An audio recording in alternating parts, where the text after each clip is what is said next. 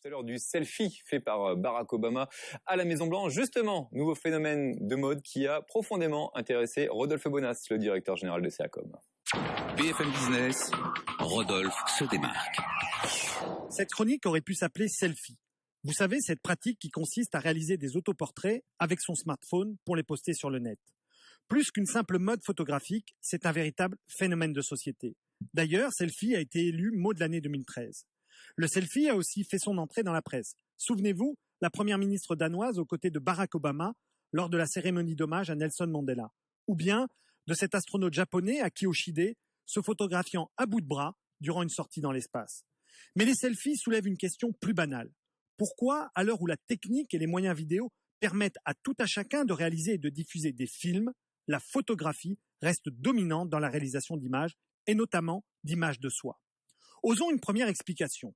La photo fige un instant, le film un moment. De fait, le film porte dans sa forme déjà une narration que la photo laisse en suspens, ou plutôt que la photo laisse à l'imagination de celui qui la regarde. L'instantané de la photo porte en lui deux énigmes. Que s'est-il passé juste avant? Que va-t-il se passer juste après? C'est justement dans les tentatives de résolution de ces deux questions que repose toute la magie d'une photo. C'est là qu'elle fait roman, un roman dont le spectateur est l'auteur. Osons une seconde explication. Le temps suspendu de la photo est infinitésimal, une fraction de seconde.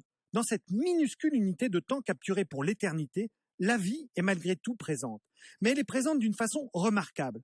Une photographie est une expression coagulée du temps, une expression de vie affranchie de la notion de mouvement.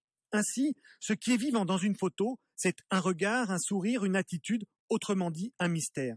Et finalement, c'est ce mystère qui fait mémoire. Allez, gardez la pause. On marque justement une petite pause sur BFM.